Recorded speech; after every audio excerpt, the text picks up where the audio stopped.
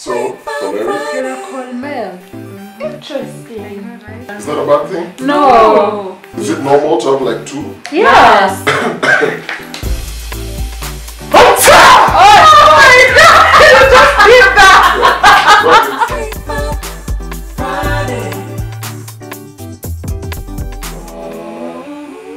Can I ask some? Yeah.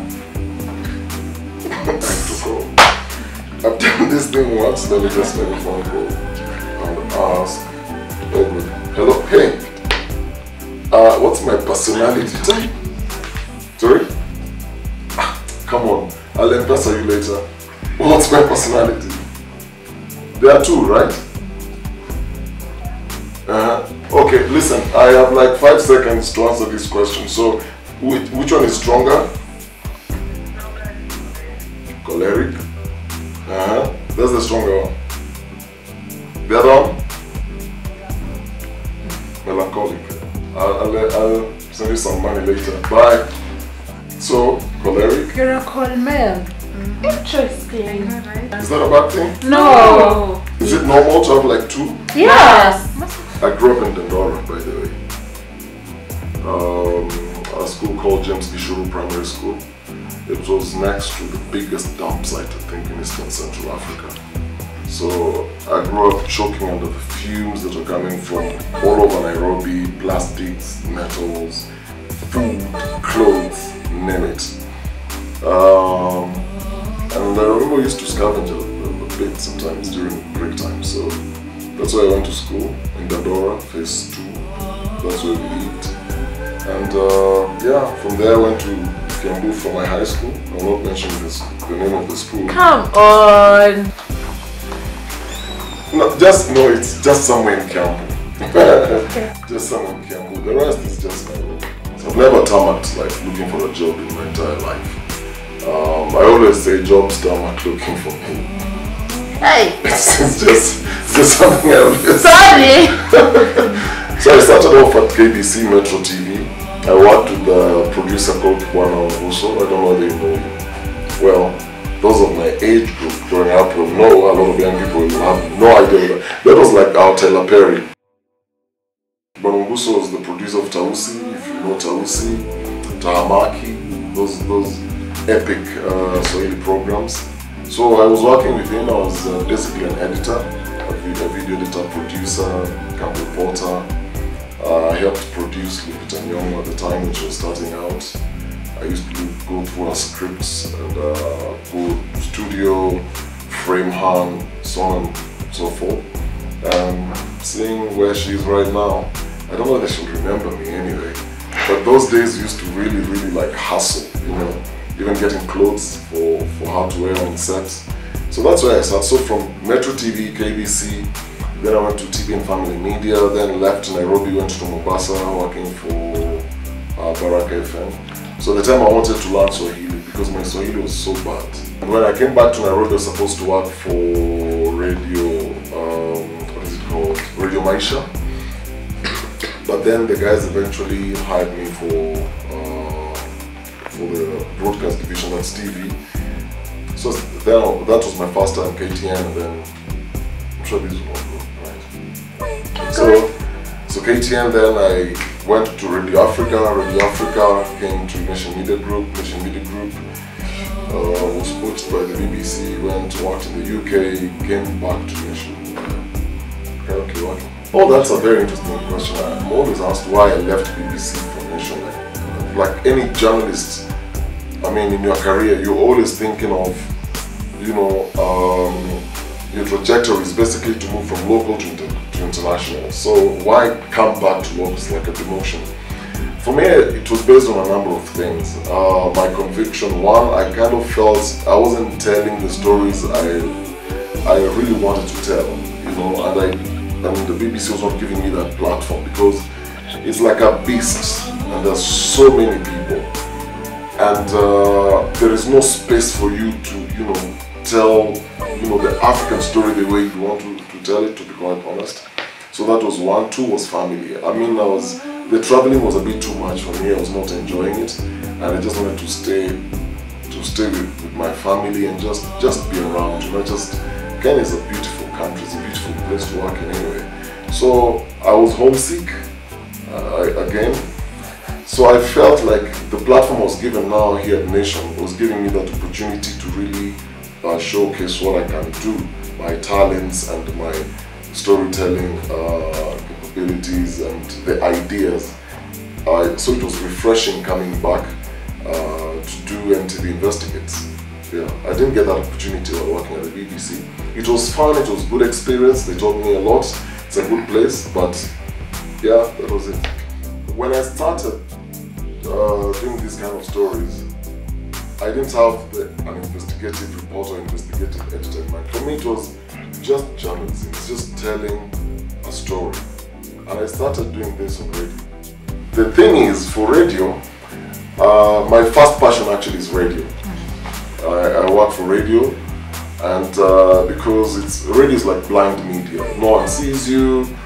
I mean, you can do so much, and you can be you can be creative and playful with sound, and using sound to tell stories. And so, for me, using radio to tell my stories then was so fascinating because it forced me to be very, very creative.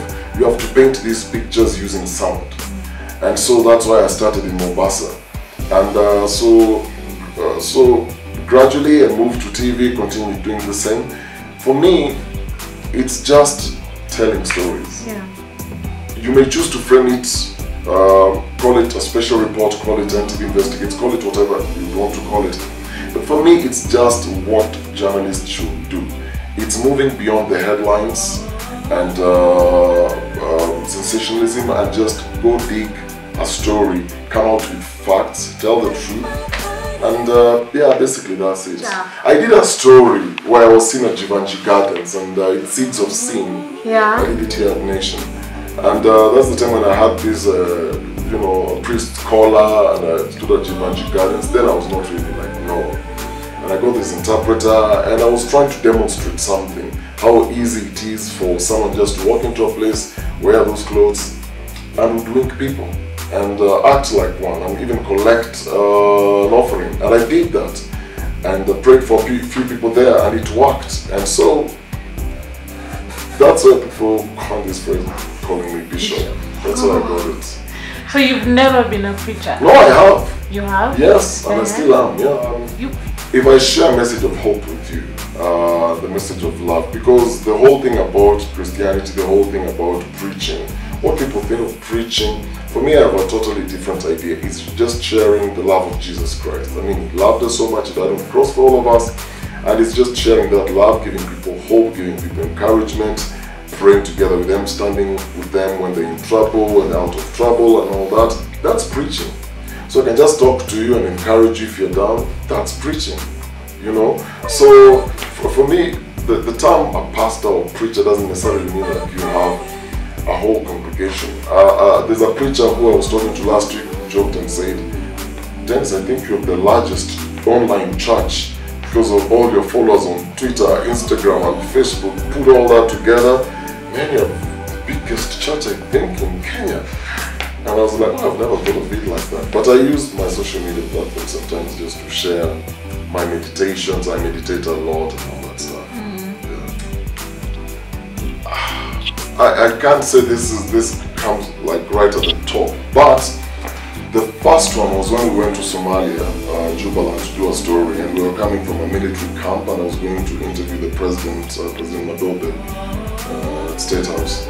And so the routine was, before leaving camp, you have to sign some documents. And then, you know, my cameraman and I, Eric, signed those documents. And then when we were about to leave, I could see, you know, the soldiers talking to themselves. I could tell there's something going on, they're not telling me. So on our way going, I was in an armored car, and then there were two APCs, armored personnel carriers, in front of me, and two at the back. So we were sandwiched. So we were going slowly, just slowly. And the whole idea is, if there's an ID or a bomb on the road or anything, at least it will get to the first APC or the second. By the time it gets to us, we'll be, you know, safe. But on our way, one of them just whispered to me and told me, Dennis, there's something we found, we're going to show you after you're done with the interview. So I was so nervous, and you know, I just didn't like the whole idea of, okay, just tell me what it Yeah. is. So the entire time I'm interviewing the president, my mind is not even in what I'm asking. I'm just thinking, okay, what is going on? And you know, for me, I knew the soldiers are trained to behave in a certain way, and I could tell they're trying to be calm, but there was something wrong. So eventually, when we were done with our interview, I came out and they drove us to this open field, and they said, yeah, this is what we found on the road. It was actually a bomb. It was an IED. And I was like, so how is it connected to me or to us? And he told me the previous day I was doing a biz to camera and taking the town shots on one of the roads. It's just one road that goes to the camp. And when we got out of our vehicle, they said, Dennis, you have like 10 seconds or 15 seconds to take your quick shot and then let's get out of this place. So that time, I think the Al-Shabaab had seen us, or somebody called them and told them that we were just around, or some journalists are around.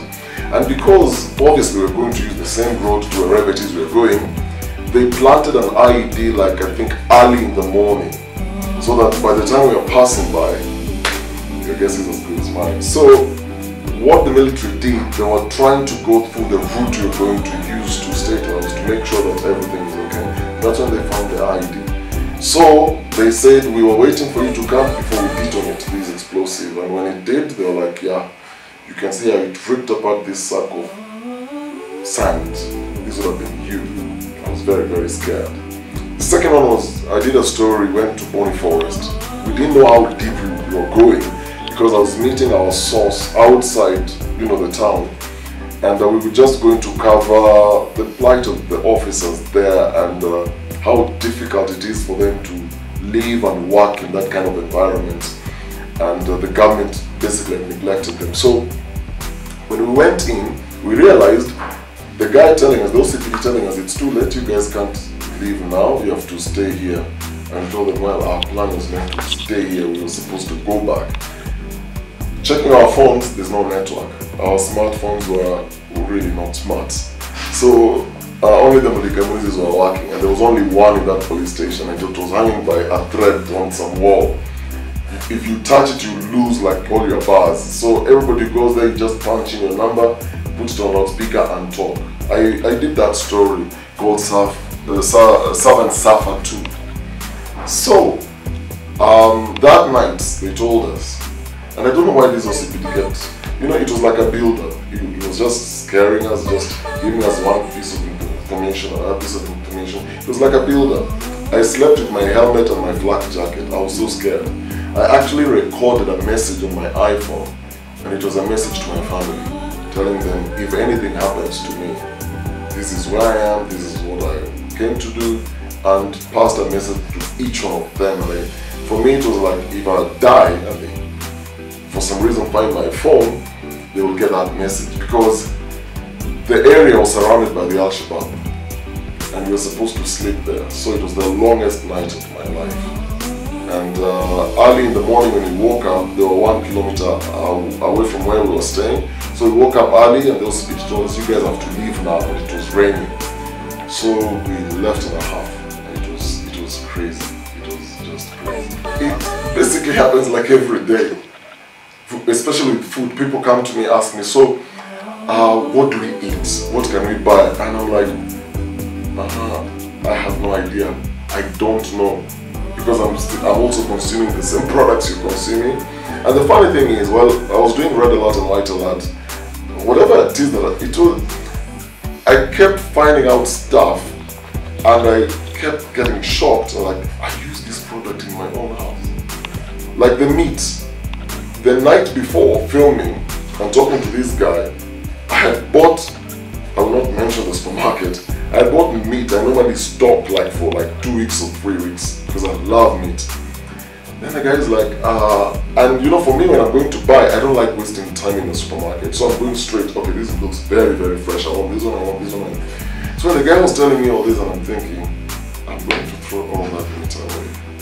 Then part of me is saying, you know what, even if you eat this once, you will not really die. Because if you didn't stumble on this information, you'll still have eaten this. So what's the point? But then going home, opening my freezer, my conscience just couldn't allow. I threw all that away. Then we come to white alert. Again, some of the brands that I found out at high levels of aflatoxin are brands that I use in my house as well. So I also get affected by these things, the counterfeits, all these crazy things that I get affected. So the fact that I'm, sharing these stories doesn't mean like I have all the knowledge, like I know where to buy oranges and where to buy flour and where to buy meat. It's so tough, it's so difficult. And have you ever walked into a restaurant or a supermarket and guys look at you like weird? Like the red I get that like all the time. Apart from the ones that I normally like frequent, I have incidents. Sometimes I don't even notice. It's later on when I'm away from my phone or a book, then I notice something strange is going on here. Like one time I entered, I will not mention the name, I entered this restaurant and I was waiting for someone. It was late at night and I was just buying time. So I was like, okay, let me just buy some juice. I was already full and eating lunch, so I'm like, now, because I can't just enter a restaurant and just, sit there and not buy anything. It's like, okay, give me like fresh juice. They're like, oh yeah, what else do you want? We can get you cake, we can, like, no, I'm not into cakes really. Like, we have this special one, it's caramel, this and that. I'm like, okay, you know what? Okay, bring this one, bring a piece of this one. So, and I could see from where they're selling the juice, I could see the fresh juice. So it was just like 2-3 minutes. So I stayed on my phone. Then I realized it's nearly 15 minutes. My order's not coming. So I'm thinking, okay, what's going on? Then I'm looking and I'm noticing all the waiters are surrounding this one waiter and they're actually testing. Like there's a glass of juice and they're testing, and I could see a guy that looked like a manager, like, how is it? Like, it's good? Like, yeah, it is good. So I'm noticing all these things going on. So later, I asked one of the waiters what was happening. They were like, we had to go get fresh oranges, freshly squeeze the fresh oranges, put ice cubes, crush them, so that we can give you this. I'm like, why? But everybody else drinks this, right? Like, yeah. But why are you giving me this? Like, they didn't give me an answer, but I could basically tell. I think they are thinking maybe I'm investigating them, so they have to give me fresh juice, really fresh. So I get that a lot. I get my table wiped like 3 or 4 times, and each time I'm having a meal, like I'm just digging in like the first bite, and someone is like, is everything okay? How's the food? I'm like, I'm just starting. The food is okay. 5 minutes later, how's the food? Is everything okay? Like I find like it's too much, it's just too much. But yeah, I get that a lot. Yeah. I'm currently watching Better Call Saul. Okay. Better Call Saul is basically you've watched Breaking Bad. Yes. You remember the lawyer? Yes. Saul Goodman? Yeah. Oh, you're saying what has a neck but does not have a head. There you go. Is there anything like that? Like an animal that has no head? Come on, you guys are not serious. What is, a cable? A tripod stand or something? You said it doesn't have to be an animal, right? I thought of a bottle, seriously. No, because your thoughts are so interesting. Why did you say it? Oh my goodness. Bottleneck. No, like seriously? God is my witness. The first thing I thought, a bottle. But then I'm thinking, that clinical thing, maybe that's what could be a head. I don't know. Young one of a monkey. It's a monkey. Child, a baby, what? I think it's the flu that's working me up. So, I mean, why am I not getting this? It's okay. I told you, I need Google, man, boy. Watch out for these girls. Watch out. That's what I'll tell the 15-year-old me. Just watch out. They're not what they're here to be like, but just watch out. Be very careful. Yeah. I love art. You'll be surprised. I can just walk to a place and just a gallery and just look at art, and then 40 minutes I walk away. It is therapy, But I do the 3D art. I've not found anyone who's doing it, but I just decided during the weekends to just spend time in a workshop. Now that coronavirus has been declared by the WHO that it's a pandemic, no hugs, no kisses, no shaking hands. It's a weird one. Because married people have to sleep together now. But my advice would be, this is the time when you can use excuses like sleeping in the living room, watch Netflix because of the virus. Or alternatively, like today we're just thinking, well, if you're working for a company, you know, just walking, sneezing, coughing, yeah, that's it. I mean, you go for how many days leave? No one knows, like 2 months leave. Or if you're arrested by cops, first thing is just sneeze at the guy. Just sneeze, you know.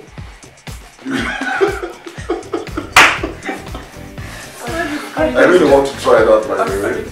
My name is Dennis Okari. I'm NTV's Special Projects Editor. You're watching Quickfire Friday.